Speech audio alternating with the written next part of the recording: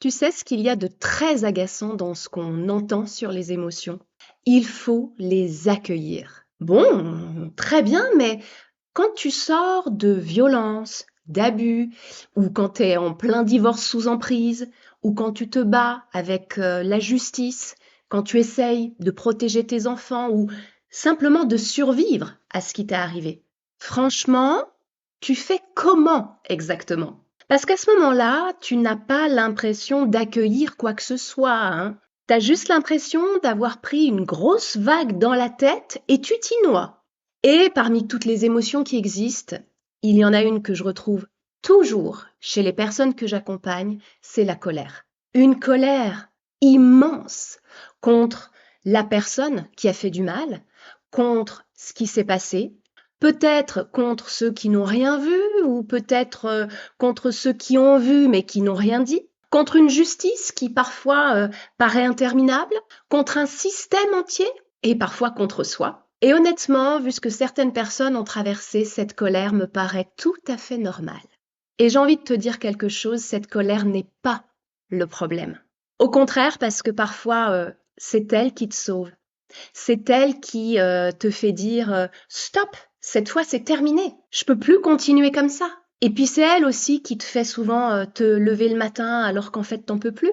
Donc le but, ce n'est surtout pas de supprimer cette colère. C'est pas non plus de devenir zen en 3 respirations et 2 citations sur Pinterest. Le problème, c'est ce que tu fais de cette colère.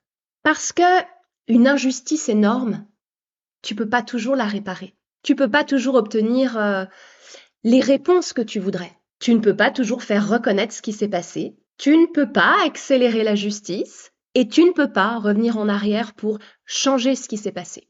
Cette colère-là, en fait, elle cherche une sortie, toujours. Et quand elle trouve pas la bonne porte, elle finit souvent par se retourner contre la seule personne disponible. Alors parfois, c'est le con qui avance pas devant toi en voiture, mais la plupart du temps, c'est toi. Et c'est là que généralement on entend mais accueille tes émotions. Alors oui, je sais, hein, je vous ai beaucoup parlé de ça avant et oui, je ne change pas d'avis, il faut accueillir. Mais il faut d'abord comprendre ce que ça veut dire. Pour moi, une émotion, c'est comme une vague. C'est comme ça en tout cas que je l'explique. Et face à une vague, c'est-à-dire quand on sent hein, que ça arrive, que ça monte à l'intérieur de soi, nous avons toujours 3 possibilités. La première, bah, c'est de faire semblant qu'elle n'existe pas. Donc ça va être ça va, je gère, j'ai pas le temps, j'ai autre chose à faire. Et parfois, on va être honnête, hein, c'est nécessaire, hein, parce qu'on ne peut pas, par exemple, hurler de colère au milieu du rayon fromage quand on fait ses courses. On peut pas forcément pleurer devant son enfant. Donc, on va mettre un couvercle. Mais le problème, c'est que la vague, elle disparaît pas. L'émotion, elle attend là, hein. Elle va pas vous lâcher, c'est un pitbull. Et elle va ressortir plus tard, sous forme d'insomnie, de douleur, d'épuisement, d'irritabilité, de cette sensation d'être à bout, à cran, sans comprendre pourquoi. La deuxième possibilité, et c'est celle que je vois le plus souvent, c'est qu'on va venir tourner autour de l'émotion, hein, comme mon chien avant de se coucher, là. Vous savez, il tourne avant de trouver la bonne place. On analyse, on réfléchit, on refait les conversations, on cherche ce qu'on aurait dû dire, on cherche pourquoi.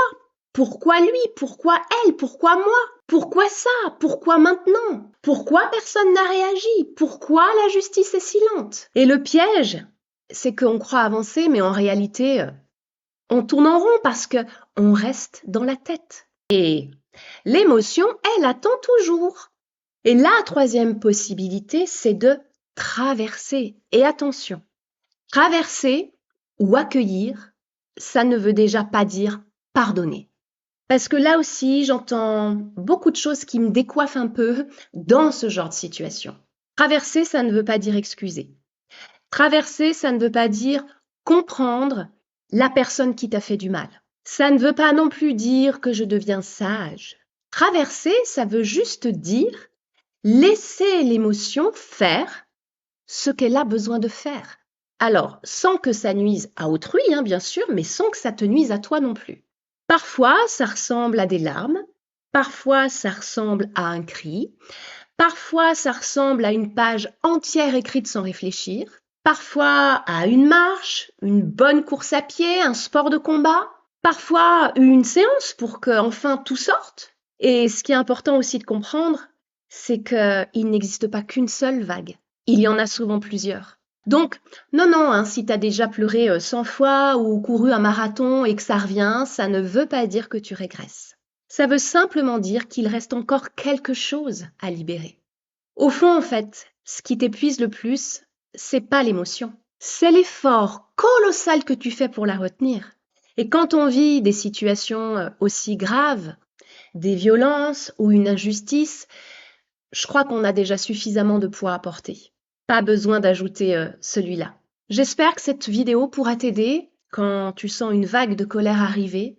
C'est vraiment très important que tu la laisses te traverser.